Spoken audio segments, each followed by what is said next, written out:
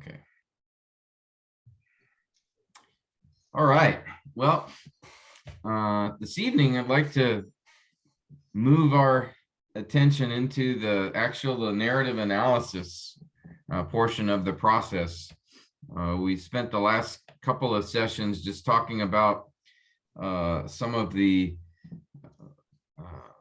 key hermeneutics to consider when it comes to narratives. Again, of course, the key hermeneutics for any genre is inerrancy and authorial intent. But in addition to that, we were talking about a few helpful things to remember as you approach studying narratives, and some of the traps sometimes interpreters can fall into when studying narratives. Narratives are among the most difficult to preach, to study, because they are so much different than the more direct instructional genres like epistles and poetry, which usually express the truths directly and explicitly. But in narratives, the biblical truth is found by understanding the point of the story. And so we have to take a little bit different approach in uncovering the author's intent in the narratives. But one of the things we reminded ourselves of in the last couple of sessions is that remembering narratives are descriptive, not prescriptive in nature. Excuse me.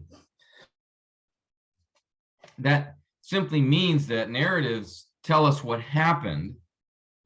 They're not giving us specific instruction of what we are to do in following the example of the characters in the story.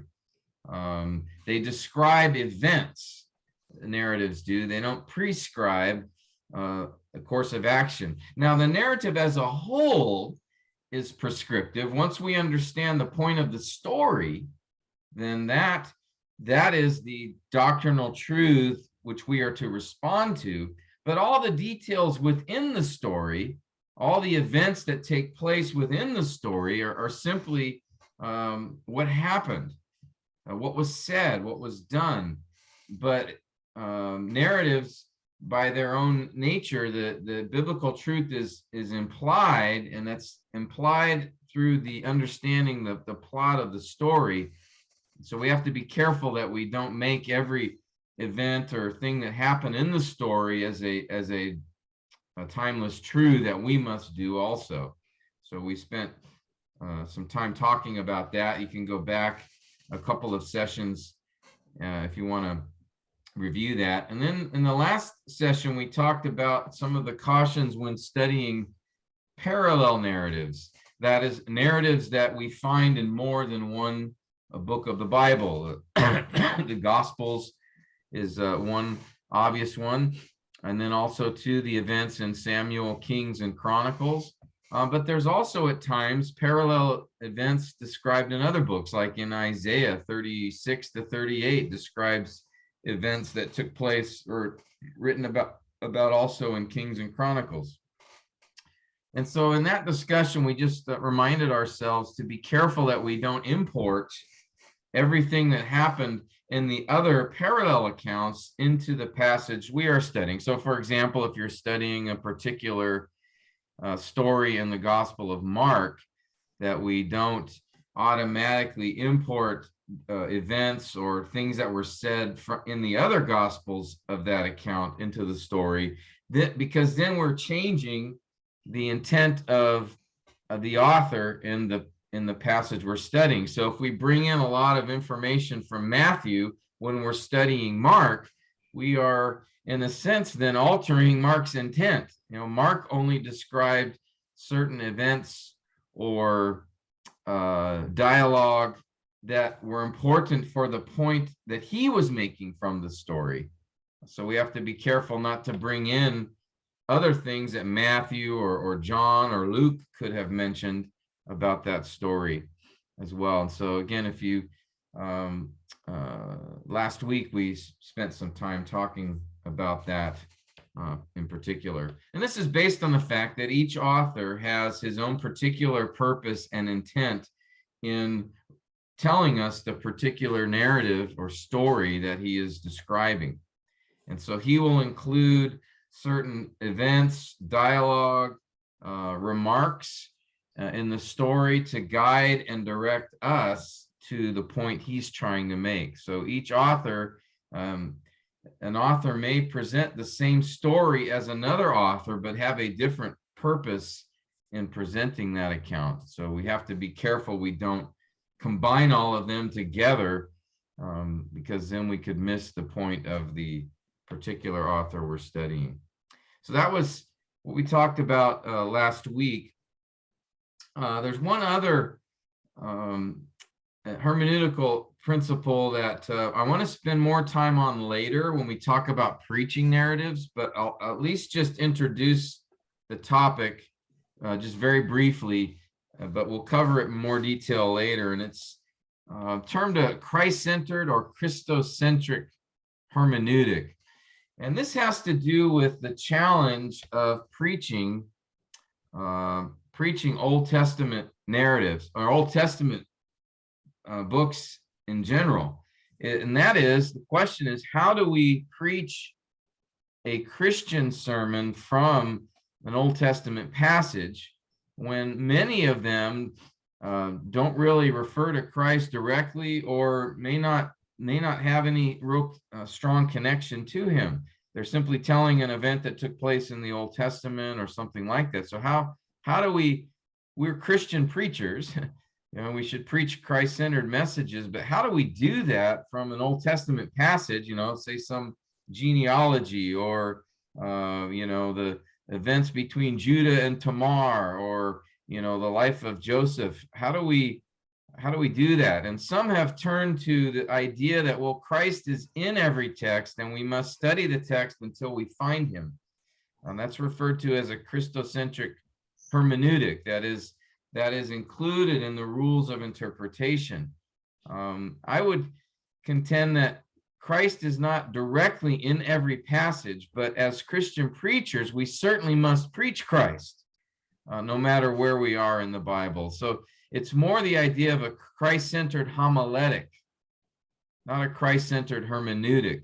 That is, we don't force Christ into every passage, but we do recognize and preach that passage in light of the fact that Christ has come. As Paul said, right, we preach Christ and him crucified. And at the time, when Paul was ministering, there wasn't a lot of New Testament books yet written. He hadn't written many of his epistles until he was a believer, 20 years. His first epistle was probably Galatians, which was around 49 or 50 AD, which was almost 20 years after his conversion. And so what was he preaching before that? There weren't any epistles that he was preaching. Obviously, preaching the gospel and referring often to the scriptures in doing that. So, but he preached Christ crucified, recognizing that we are not Jewish rabbis, we're Christian preachers. So I'll talk a lot more about this when we get to the preaching section, but I did want to at least mention it here briefly. There's a really helpful book on this topic that I will also bring up to you at that time as well. It's called Preaching Christ from the Old Testament by Sidney Greidanus. And he has some very helpful insights on this. So again, we are Christ-centered preachers, but we just have to be careful that we don't force Christ into passages when he may not be there directly. Certainly there are principles that connect to the gospel. Certainly the Old Testament is a shadow of Christ in many, many ways, but we have to be careful that we don't make every character in the story somehow a type of Jesus, or things like that we have to watch out for. But I'll come back to this a little bit later when we get to the preaching section, because tonight I want to get into the narrative analysis. That is, how do we study a story? And so that's what I really want to have as our main focus together for our time tonight. So what we have been doing is, of course, the first 3 steps we focused our attention on in the first sessions of this second module, looking at the book as a whole. And of course, those steps are going to be the same regardless of the genre, whether it's an epistle or whether it's a prophetic book, a narrative book. We want to first study the book as a whole. And so those first 3 steps we've spent some time on. Once you've done that, once you have an idea of the background of the book, of the flow, the contextual flow of the book, that is, how does each story in the book connect? What is the purpose, the author's purpose of the book? Having read the book several times, once you've done that, you're now ready to focus attention on a particular story in the book. And so that brings us to the fourth step, which I call the narrative analysis of the story.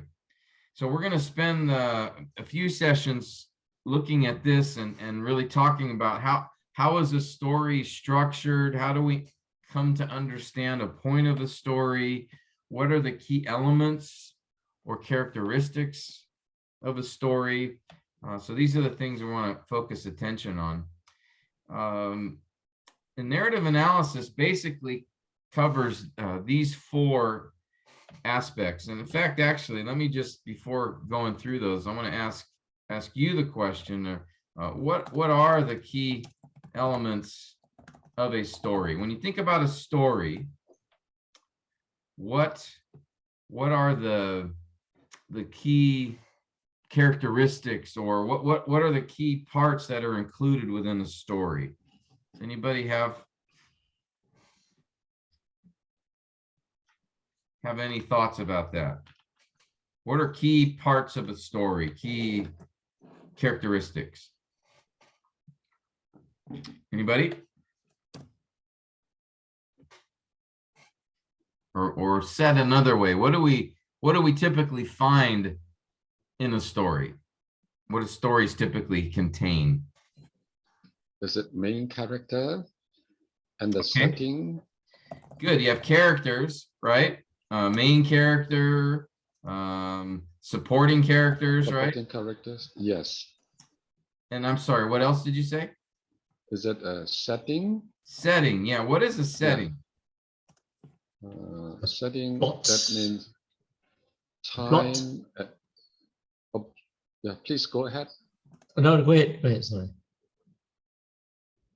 I think I'm mute. I can't be heard. Yeah, Daniel, I can hear you. You can hear me, yeah. Oh, no, I said the plot, maybe, is it? Oh, yeah, that's another element, the plot. That's another element. Okay, good. Yeah. But I think Pastor Philip, I think, was it Pastor Philip or who's? Yeah. Setting is time and place. Yeah, place. Right? Yes. Yeah. The background situation. The background. Yeah. Okay, good. And then we have the plot of a story. What is involved in the plot of a story? What is a plot, basically? Daniel, you mentioned this one. What when you say plot? What's the flow like? What's the content? I mean, what is beginning to tell us from beginning to end? You know, what is the writer or the author? The sequence of events.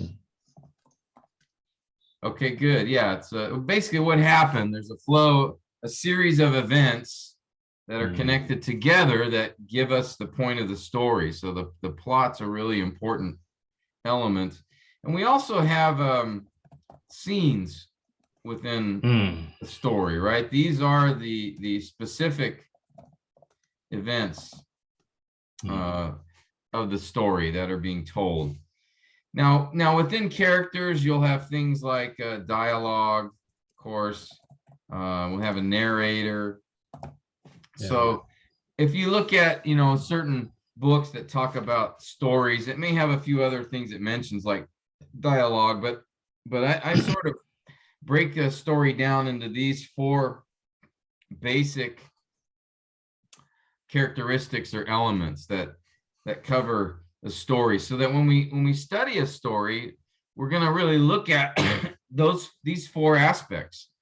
So we'll have one part, we call it the setting analysis, which we're going to talk about tonight. And then the scene analysis, character analysis, and then finally plot analysis. So we'll talk about each of these elements or aspects of the story, and how do we identify them, and then from them, how do we then understand the author's point of the story? Because that's what we're after. We want to know, okay, what's the author's point? What is he trying to teach us through the story? And it is that point that leads us to the timeless truth that we must then apply in our lives. And so most stories, have a point, have a purpose or a reason that the author writes the story. And so we want to discover that. And this is, of course, the case in biblical narratives. And in biblical narratives, the author's point is the prescribed doctrinal truth that we need to consider and respond to, right? Again, we remember from James, we are to not just be hearers of the word, right, but doers. And so there is a point to every passage that we are expected to respond to. And in epistles, those points are stated directly and plainly. Even in poetic passages, the instruction is direct. It's given in figurative language and imagery, but it's still direct. In narratives, as we've discussed, the main idea or the doctrinal truth is given indirectly. That is, we have to figure it out by studying the story and see, what is the point the author's teaching through the events of this story? And then that is what we then consider and respond to. That's the prescriptive part of narratives, is this the point of the overall story. So with that, in order to identify that point, we look at, excuse me, we look at these four particular aspects. And so over the next few weeks together, I want to cover each of these sections. We'll do an example together to show you sort of what this looks like. So let's begin by considering the setting of the story, the setting analysis. As Pastor Philip mentioned, the setting is concerned with the when of the story and the where of the story, the background context of the story itself. We looked at the background context of the book as a whole. Now we focus on a particular story, and each story will have its own specific background to it, and the setting is what we call that. And it's very important to understand the setting. That is, when is the story taking place? Where is it happening? What is the culture of the characters within the story? What's the background of this particular story? These are important to understand if we're going to understand what the author's trying to tell us in the story. So here's a basic procedure to understand the setting of the story. All right, and the first step is, again, we're back to that simple but very important step of reading.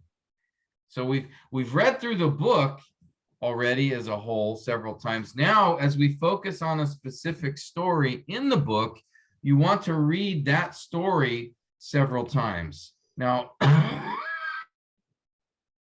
why do we want to do that?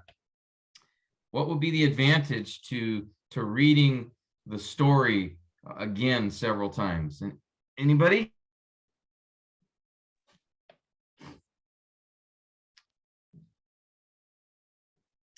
Tunkin, what do you think? Why would it be helpful at this point to read the story again several times?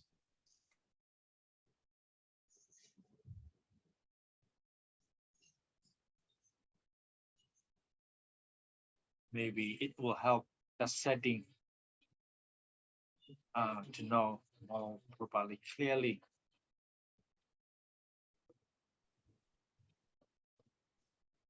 Okay, good. To get familiar with the setting of the story. What else? Yes. And also to know the purpose of the author and the plot, the scenes, yeah, and the character, the main characters, the flow, the contents. Yeah, that's really, I think, that the content of the story is important. Again, you know, one very I think simple but often neglected Bible study skill is simply reading. Just reading several times, getting you more familiar with the passage. And I think we often will maybe just read it once and then start trying to interpret. And I think we really make interpretation more difficult if we don't get very familiar with the passage. And so, you know, it's one of the simplest ways to do Bible study is just, you know, reading the text and reading it over and over to get more and more familiar with the passage. It is definitely worth the time invested, because as you read the story many times, there are things that if you're reading actively, things that will stick out to you in the story, or things that you may not have noticed. Or if you're familiar with the whole book because you've read it, then you read this particular story, you may see connections to other parts of the book. You know, I'm sure you guys have experienced this, but, you know, maybe as you've read a certain passage and all of a sudden something comes out to you that you've never noticed before. Maybe a passage you're very familiar with, but, you know, it's just something about the Word of God, right? And as the Spirit brings understanding or points things out to us as we read, I don't know, you know, how many times it's happened where I read a passage, oh, I've never noticed that before, or the effect of it may be more of an impact than in the past. So, so I want to always highlight this step of reading, and active reading. So not just reading the story, but actually then taking a few minutes to write down observations just from your reading. Taking note of things like whatever sticks out to you from the story, things that you notice, perhaps repeated words or ideas, synonyms. You know, often in the story, the author will repeat things, or because that he's trying to make a point in the story. Sometimes you'll notice similarities to other stories within the book. Or in observations, you may want to you write down things that aren't clear, questions that you might have. You know, why did this character do this? Or what was the point of this character's action? Or you know, anything that doesn't make sense. And then too, as you're reading the story, as Tongin mentioned, maybe start thinking about, oh, I wonder if this is the point of the story, or how does this story fit into the story before, or what's the connection of this story to the overall point of the book? So asking questions like that.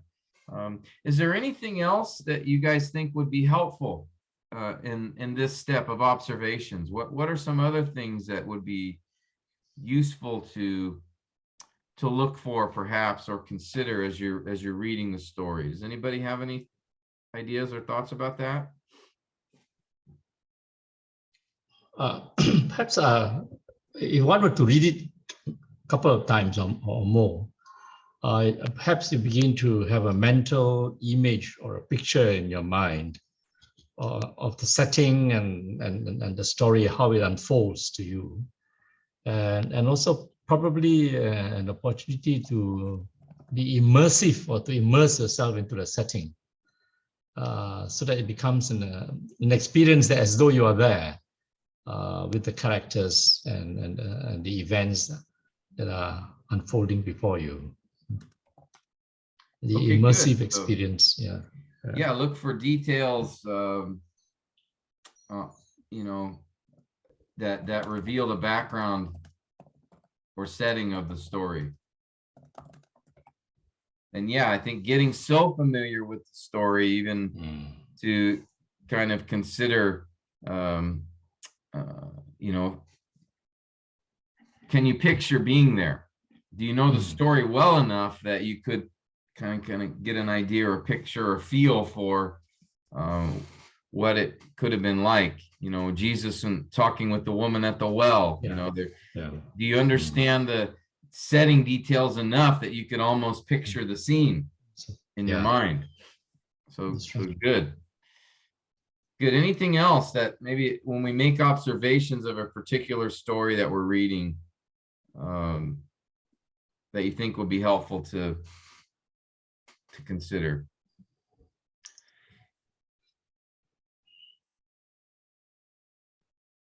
And again, at this stage, we're not interpreting the story. We're simply just noticing things. All right. Certainly you can come up with theories. That's fine. But you don't preach the passage after this step. This is just the initial step in getting familiar with the story and doing by doing observations. It's encouraging active reading where our mind is engaged with, we're thinking about what we're reading in the story, and reading it several times is a helpful way to do that. And any other things that come to mind as far as the observations that might be helpful to make? Anybody?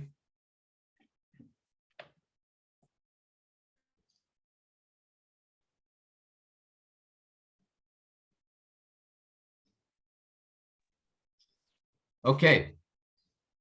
Well, let's go to the next step. So first we want to, when we're doing this setting analysis, that's what we're looking at here.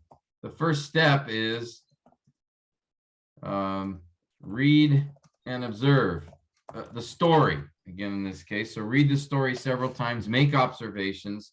And then for the setting, we want to turn our attention to breaking down the specific elements of the setting of the story. So for example, where does the story happen?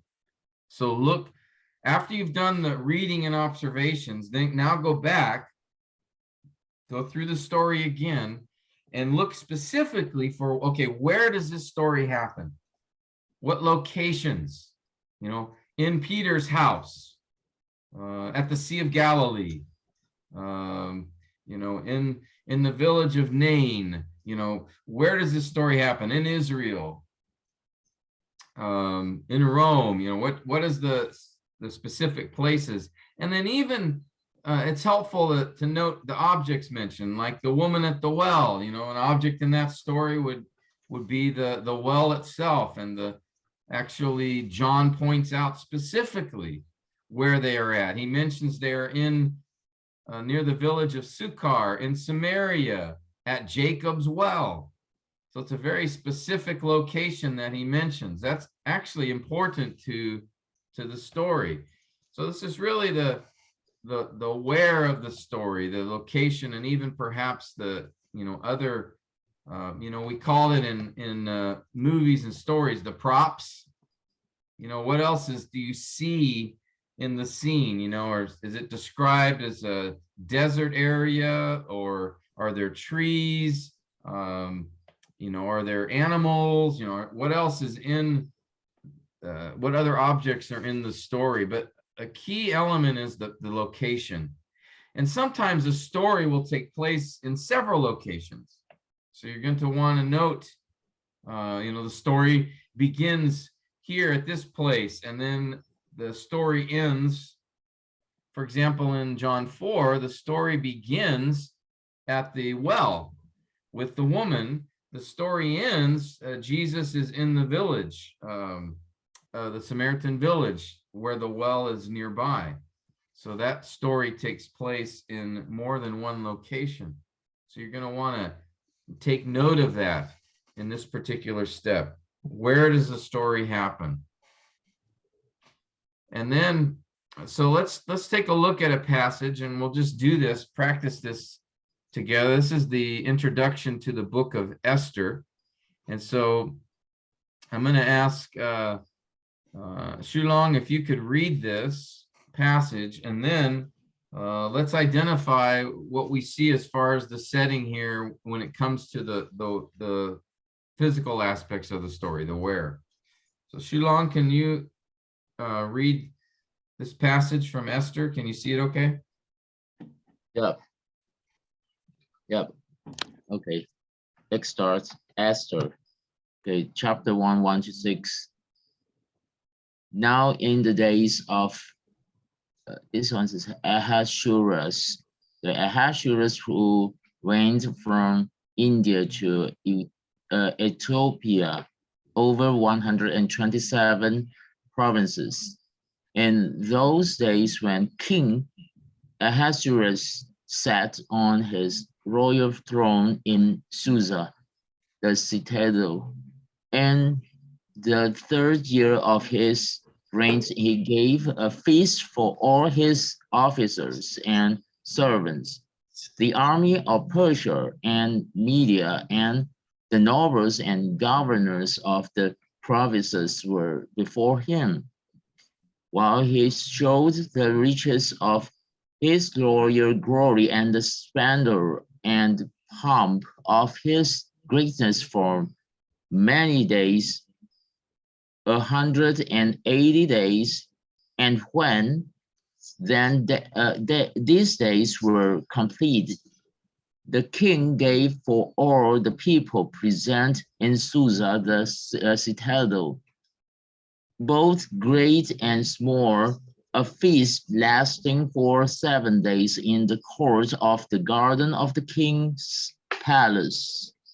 There were white cotton curtains and violet hangings fastened with cords of fine line of purple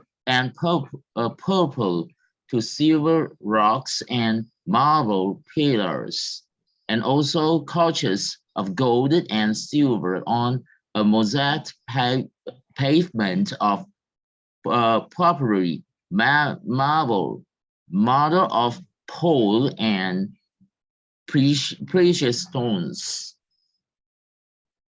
All right, thank you. So we're given here, this is the beginning of the story.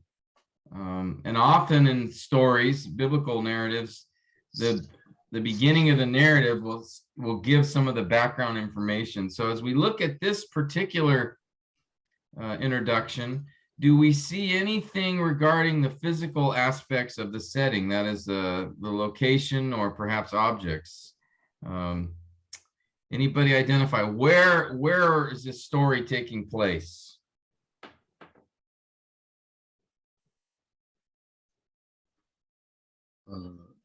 It is Susa, place in Susa, and time is Ahasuerus king. Yes, we'll get to that in a minute. Right now, we're just going to focus on the location. So yeah, where is Susa? Do we know where that is? Yeah, it is in Persia and Yes. Media, right? There you go. Yes. So we're talking about the Persian Empire. Susa is the capital, right? Because this is where the king sat on his royal throne. Where? In Susa. So that's usually the capital, is where the king is, right? The citadel is his palace. So the story opens or begins with, we are in Persia, in the capital, in Susa, and actually the first location is in the citadel or the palace of the king. Okay? And then notice too, it mentions curtains and hangings, fine linen, right? You know, so it's kind of giving us a picture of the initial scene here in the king's palace, right? It mentions the garden, the king's palace, all right? So, but the key is, the main thing is the location, the geographical location. And in this story, we find that at least it begins in Susa, which is the capital of Persia, in the king's palace, the citadel, it's referred to as King Ahasuerus. All right. So that's all we're looking for. And of course, in Esther, you would read the whole story and identify the whole setting of the story. But at least we can see in the beginning, it provides information or details of where the story begins, what the background is at the beginning.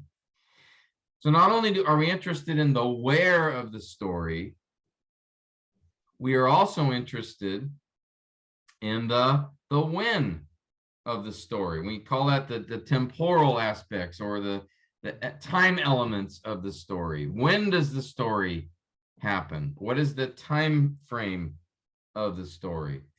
And so as we consider this passage again, Pastor Philip, you already started to mention, what is the time frame of the story? What is the setting in terms of the when? We've already talked about the where with Susa, in Susa, the capital.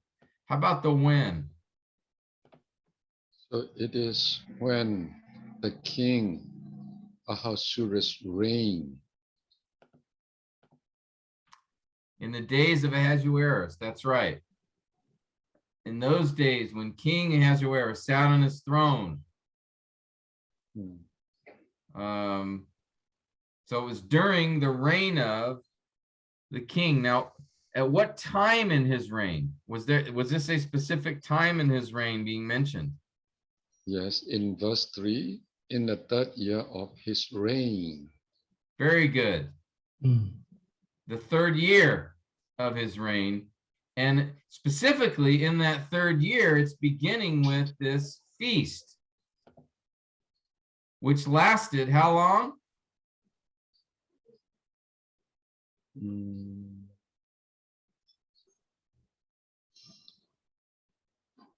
Maybe 7 days, a feast lasting for 7 days. Verse 5, right? Yeah, he had the feast lasting for 7 days, but the celebration was 180 180 days. days. That's half a year. So basically half of his 3rd year was this big party. So this is where the story begins. Okay, we have the location, Susa, the king's palace, and we also have, which I'm highlighting in yellow, the where, but also the when is specifically in the 3rd year of the reign of Ahasuerus. Now, this king, we're also given details of the extent of his reign, right?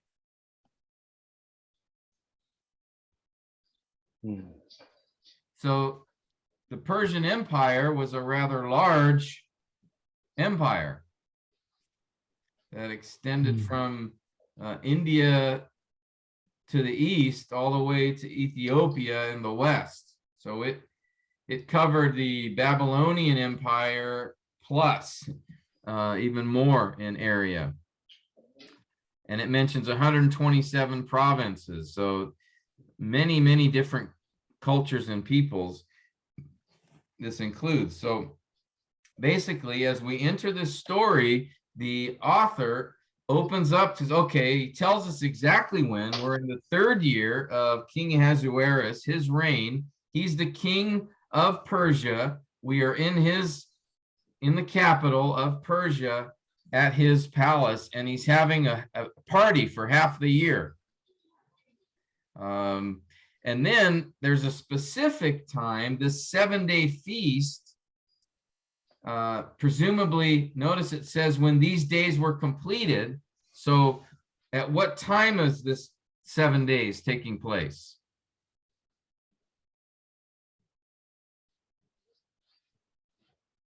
Palace. What's that? In the king's palace, Susa. Yes, in the king's palace. He has this, basically this party for half the year. And then it mentions this feast. When does this feast take place?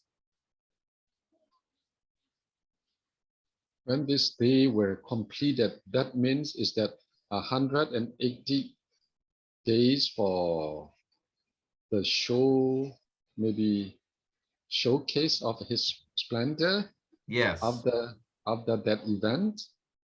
Yes, exactly. Good.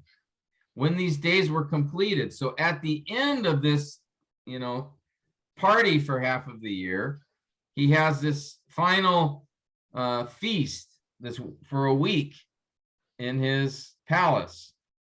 So we're actually, the author has narrowed down the setting to a specific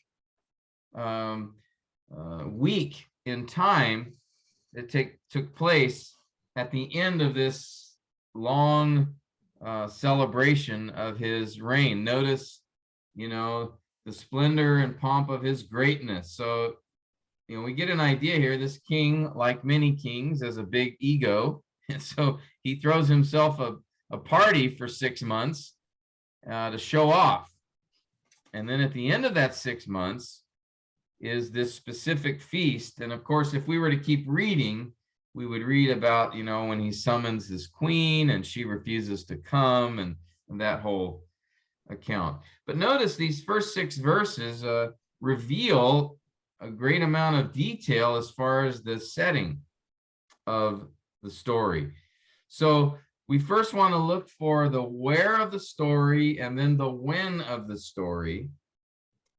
And then when it comes to this, as we think about this story, we always want to think about there may be background or setting details from other books of the Bible that would help us understand the setting of this story. Is there any other book of the Bible that comes to mind that has a connection to the kingdom of Persia and close to this time period? Does any other book come to mind?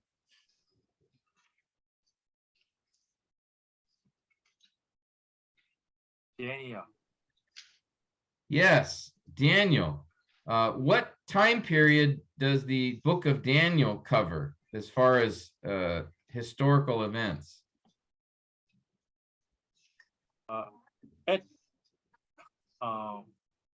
This as the events, history happened after Daniel. Daniel was head of Esther. The events. Yes, the events in Esther take place after Daniel, because in Daniel, what historical events take place, right? Daniel is in the time of the Babylonian exile, right? But when we get to Daniel 6, what happens in Daniel 6? You remember the writing, Daniel 5, the writing on the wall, the handwriting.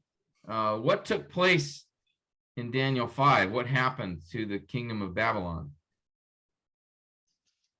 Yeah, it's destroyed, collapsed, and fall down by the Persian Empire. Yes, Persian exactly. took over Babylonian Empire. Yeah. So Daniel describes the exact time when Persia defeated Babylon, and Persia became the dominant empire in that region. And so here, this story takes place at that time, sometime after Daniel's book, because the first king of Persia was Cyrus, right? We learn about him in Daniel and Ezra, Chronicles. So we know Ahasuerus is sometime after Cyrus. All right, Cyrus is the first Persian king mentioned. So we're getting a general idea of where this story fits in the overall biblical narrative by recognizing or understanding other books of the Bible that have given us, by knowing the setting of these other books. So like, for example, Daniel is a key book in this regard, because the events in Daniel take place right before the events here, or at least in that general period of time. Okay, so it's important and helpful when you're reading biblical narratives to ask yourself, once you identify the time period of the setting, is what other books of scripture take place around this time period, because then I can learn things about the history from those other books as well, potentially. All right. Any questions on that?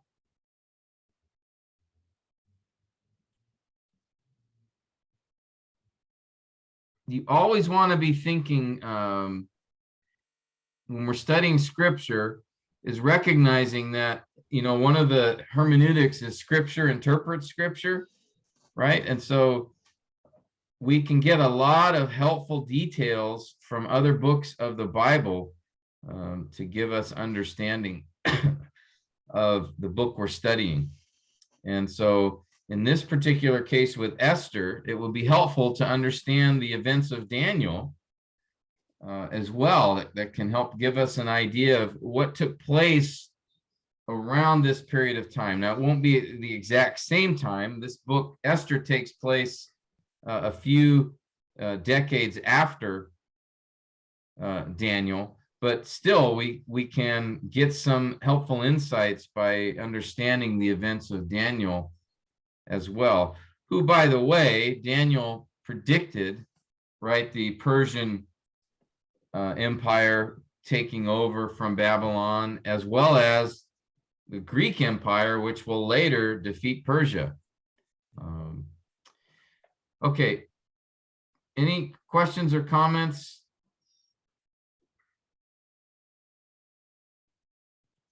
At this point? Okay, let's keep moving here. So for the setting, we want to know the where of the story. We want to know the when of the story. And then also it's very important to understand the culture of the characters within the story.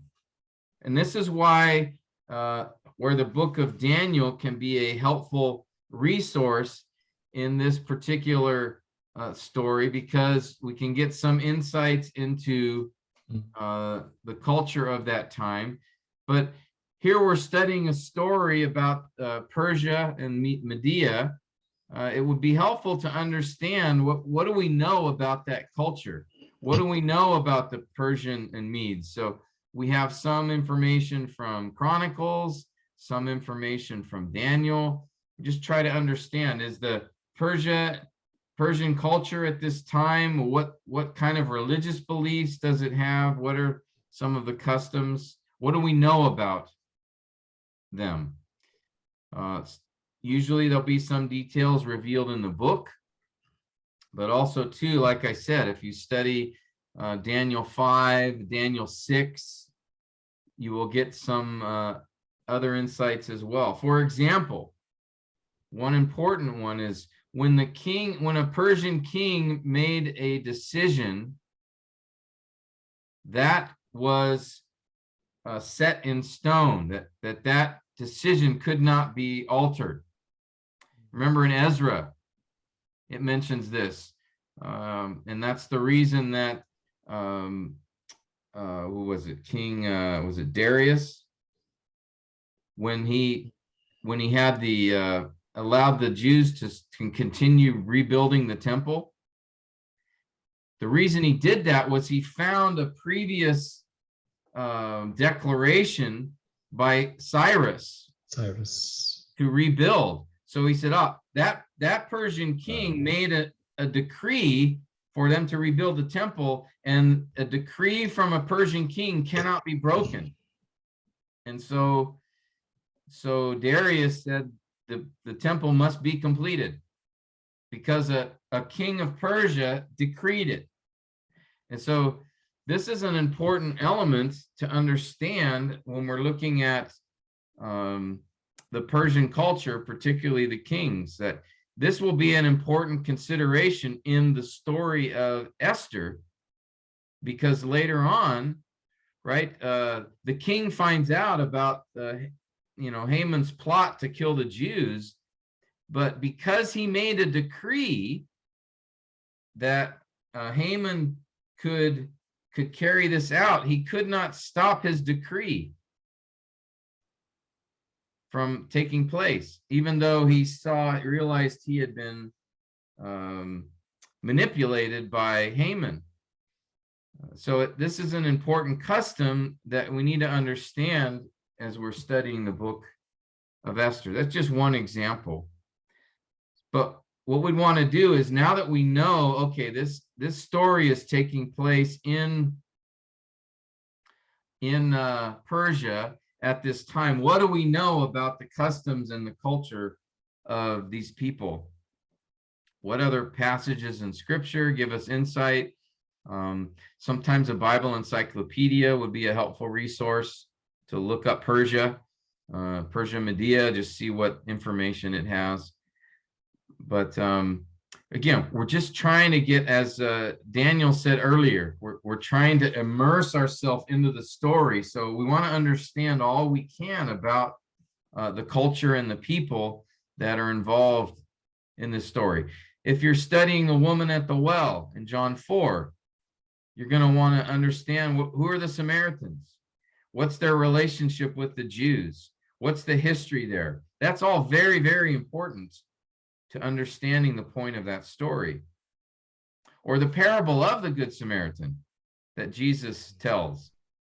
If you don't understand the issues between Jew and Samaritan, you will not understand the impact of that parable. So we want to also know the culture of the people that are mentioned in the story. Okay? Any questions or comments about that?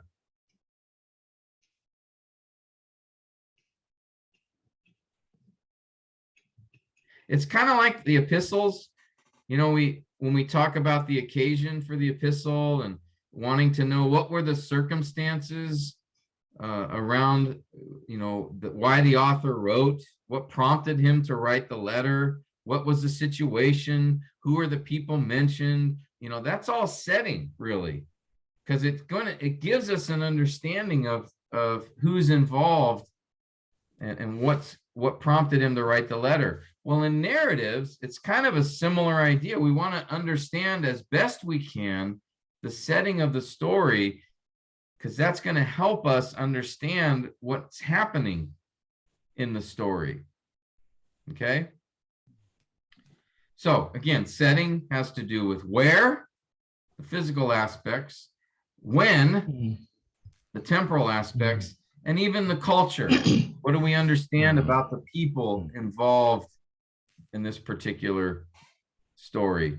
The religious beliefs, the customs. For example, the book of Jonah. We want to understand, what culture do we want to understand in that book? Anybody? Is it Assyrian? Yes. Yeah, right. Nineveh. Where's Nineveh? And what do we know about Nineveh? What do we know about Assyria, which is where Nineveh is located? What do we know of that culture and those people and what took place? That's an important element to understand the book of Jonah and why Jonah why he didn't want to go to Nineveh. So that's when we're identifying the setting, the where and the when, we also want to understand the who. I guess, the people involved in the culture that we're dealing with. Again, all of this, the goal of all of this is, as Daniel mentioned, to get us immerse ourselves into the to the events of the story as if we are there, right? Just like with the epistles, we want to know as much as we can as if we were sitting down next to Paul as he was writing this letter to Colossians, or Peter as he's writing this letter. The better we understand the setting or the background, the more we can understand what is being written. Okay. Also, I think the environmental setting, I mean, for example, the landscape, the weather conditions, and things like that, the political background. Say, for example, when Paul was shipwrecked on the island of, was it Malta, or Yes. in the storm, and he did sort of advise the captain of the ship, no, this is not the time of the year to set sail, but they didn't listen to him. And so you must know what's the weather condition like in the Mediterranean Sea, and so on and so forth. You know, all that's also equally important. The weather and so on, and how he ended up in Malta. Yeah, each story will have some particular elements like that. Jonah as well, right? The first chapter, he's in a storm on the Mediterranean, by the way. So yeah, knowing, and even in Jonah, right, knowing the location, he goes to Joppa. Well, where is that? And then he wants to go to Tarshish. Well, where is that? Yeah. Well, that's really helpful to know, because we learn that's actually in the opposite direction to Nineveh. So, so not only did Jonah not go where God told him at the beginning, he actually went the exact opposite way. From, instead of going northeast to Nineveh, he went southwest to Joppa, and then wanted to go to the far west, to Tarshish. So that insight gives us a little more understanding as to Jonah was trying to get as far away from Nineveh as possible. Right? He could have just stayed there in his hometown, you know, but instead he actually physically leaves. So that, yeah, those are just, again, elements that give deeper insight into and better understanding of the events of the story. Or like Paul, you know, do we know where Malta is? Because it's right in the middle of the Mediterranean Sea. Yeah. I've been there once, and I just realized, I said, no wonder Paul got shipwrecked. And it was right in the center between Libya and Italy, you know? And the waves are very strong. I mean, even during normal time, you know. So imagine when a storm arose during Paul's journey. They even name a bay in Malta, St. Paul's Bay, supposedly supposed to be a place where he landed. You know, that's quite interesting. Therefore, I mean, suddenly when I visited the place, I mean, that part of Acts suddenly became alive. Although I don't know whether that's the exact spot, but I mean, for them to have called the place St. Paul's Bay, I mean, it must have got a reason for it as well. Well, and then usually the Catholics would want to put a church there. Yeah. They stick The Maltese, I think they were Orthodox, I think, Greek Orthodox people, and you know. Yeah. But that's a good point. You know, I visited Athens in Greece a few years ago, and had a chance to, you know, Mars Hill. It's mentioned. Yes, you went there. I was there too. Yes. Yeah. Yes. And so standing there, and kind of in the background is the Parthenon, right? And all these massive buildings that are dedicated to the Greek gods, and you could kind of see, you know, Mars Hill is this little small Rock. Rock Like a rock, yeah. that they stood on, but behind him Yes. in the background is this massive, Parthenon, yeah. the Parthenon is temple. built on a Yeah. huge plateau. Yes. Yeah. So it kind of gave you the, you get a little setting, more yeah. idea of what Paul, Yeah. the situation he encountered Right. then. Yes. So Yeah. anyway, I stood on the rock to have a photograph taken. I could imagine Paul speaking to the people.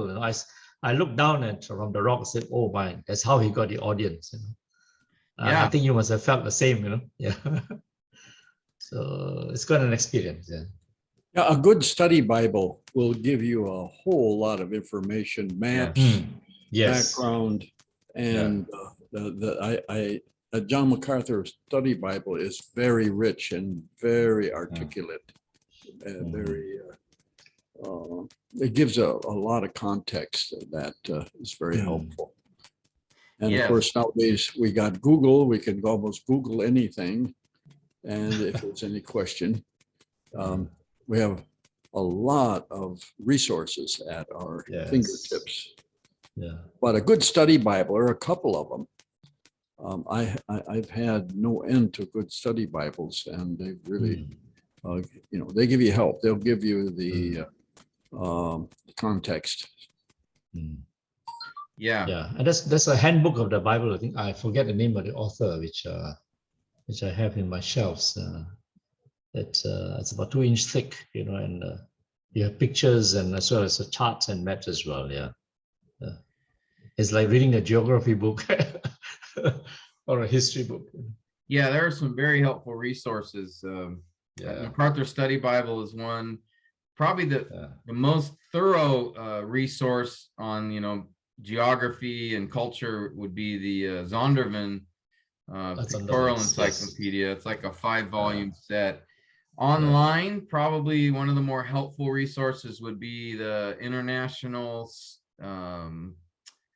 is it Standard Bible Encyclopedia, ISBE. It's an older work, but it's a helpful online resource. So you just want to be careful that you use a good resource, of course, but I recommend first doing your own study. Just learn as much as you can on your own from the book you're studying or other biblical books. And then you can supplement with using a study Bible resource or something like that. But yeah, there's some helpful works out there that those are the 3 that I use pretty regularly. The MacArthur Study Bible, the ESV Study Bible also has some really helpful background info, and then the Zondervan Encyclopedia, ISBE. Those are some helpful tools. But first, I try to learn as much as I can just on my own, just digging myself and seeing what I can find, because then I remember it better. If I jump too quickly to a resource, I may not appreciate or remember some of the details that are in there, or I may not be able to recognize what's important from that. So definitely have a good resource. They'll provide a lot of good information, and at the same time, make sure to do our own study as well with that. Okay, so any other comments or thoughts? This is helpful. Anybody else have anything that comes to mind?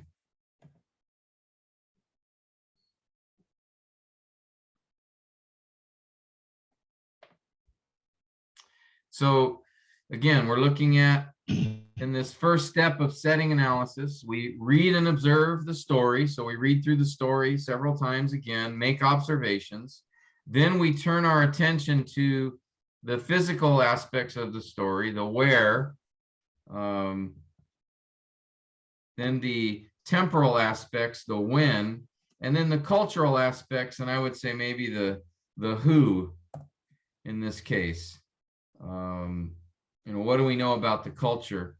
And then, so as we think about Esther, and this particular story in Esther, and the cultural aspects. What are, as I mentioned, we want to know, okay, Persia and Media are mentioned. So we want to know about that particular culture. What do we know about Persia, Media? What do we know about, is there any significance to this 7-day feast that is mentioned? You know, maybe or maybe not, but try to identify if that's, and then he mentions all of these, the linens, the marble pillars, the gold, the silver.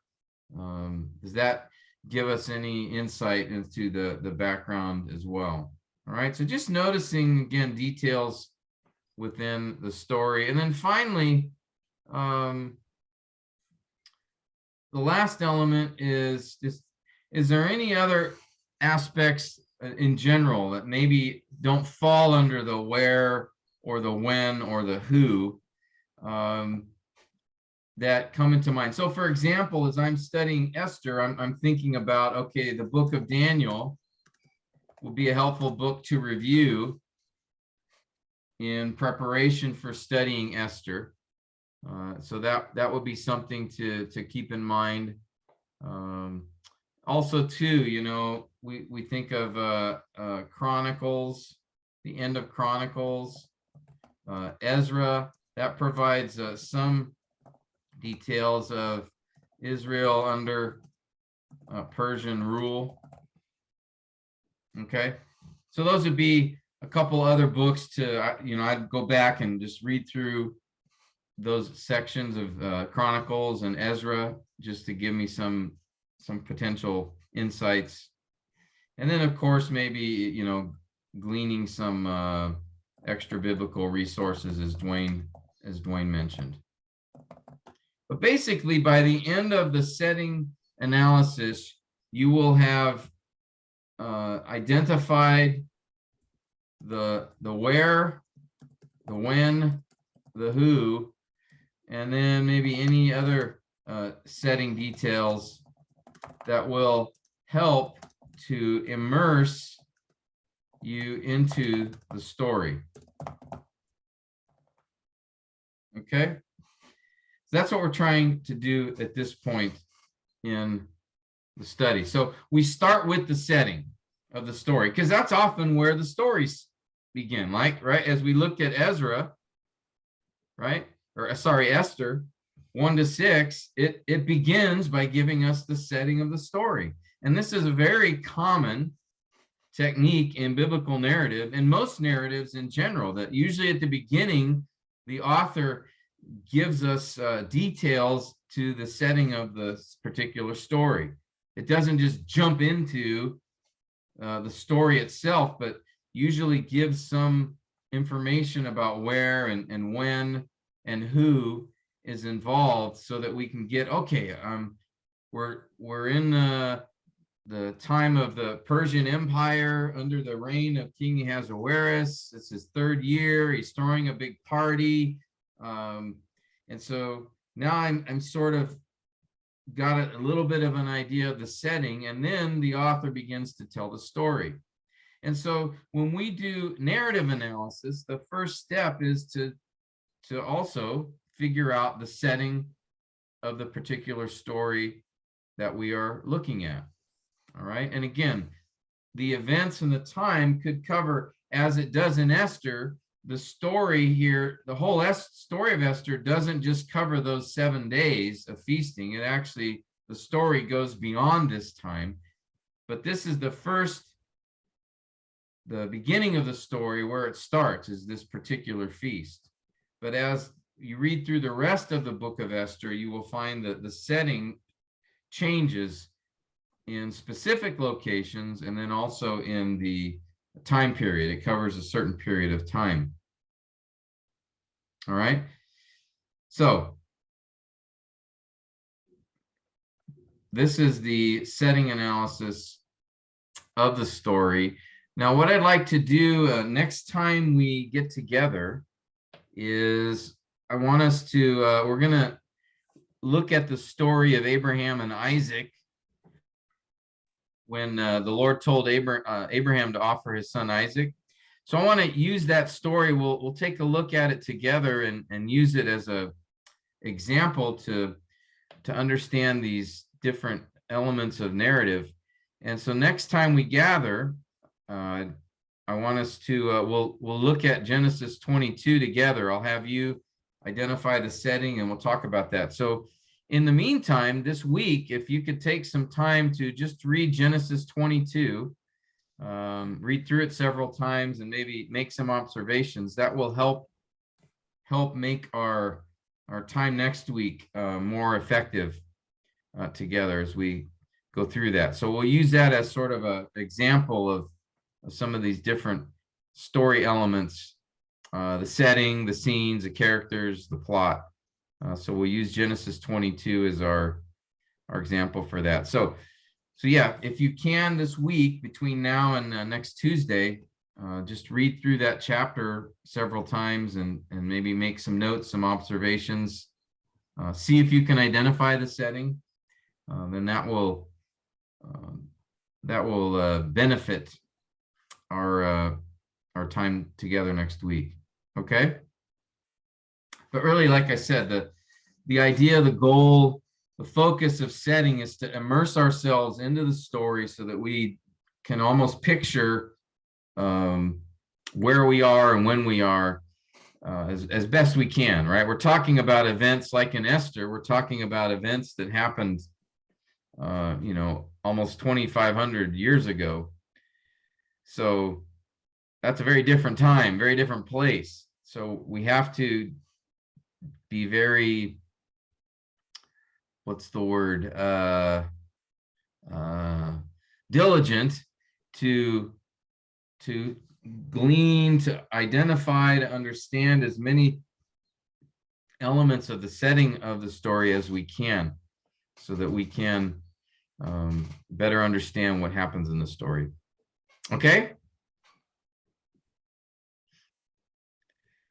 All right, so that's setting analysis. So next week, Lord willing, we'll try to do an example of that together, and then we'll hopefully move to the next step, which is the scene analysis of the story. That's where we break down the story into pieces and try to understand the author's flow of thought from scene to scene. Okay? Any final thoughts or questions or comments before we finish our time together tonight?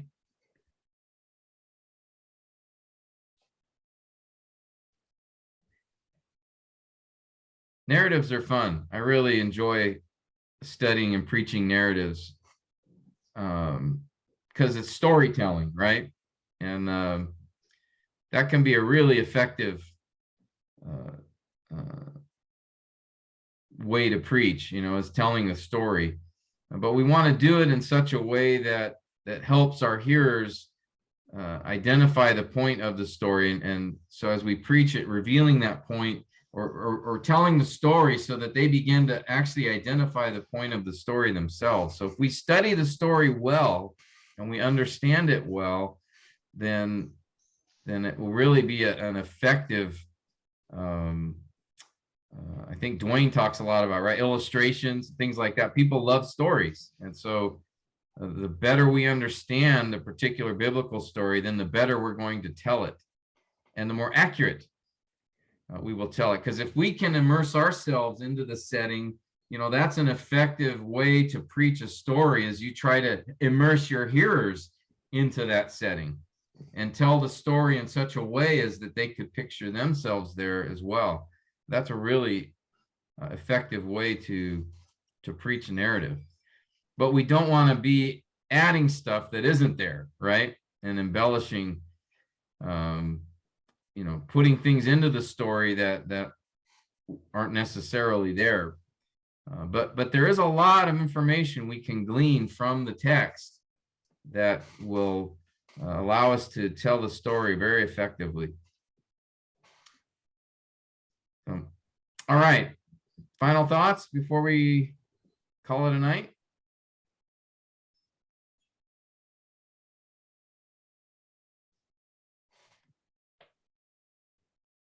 Okay, well, I hope Hope that was helpful. Dwayne, would you be willing to close us in prayer? Yeah, today I was listening to Tozer, and he used the narrative of Abraham offering up his son as confirming himself as far as his faith was concerned. And his first love was not his son, but it was the God that he was serving and following.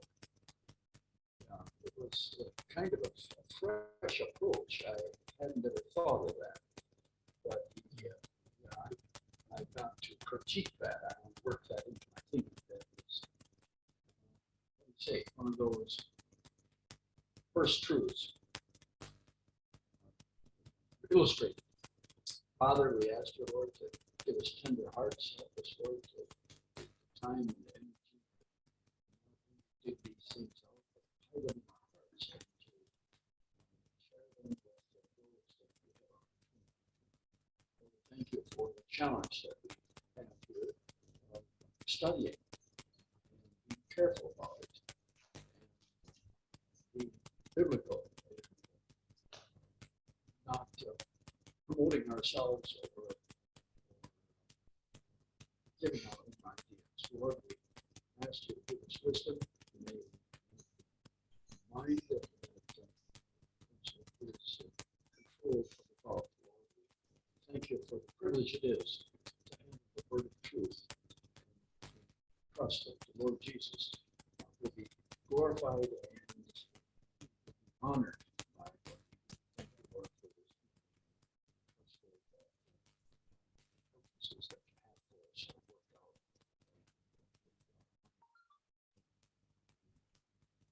Trust it for us.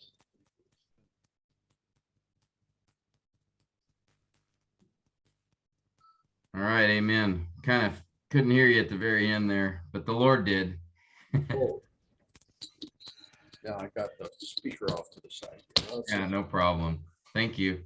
All right, fellas. Well, yeah, appreciate your prayers for me to be able to come to Myanmar. So please be praying for that, that the visa would get approved. And then just, yeah, remember Genesis 22 this week. Take a little time to read through that in preparation for our discussion next week. Good seeing you guys. Right.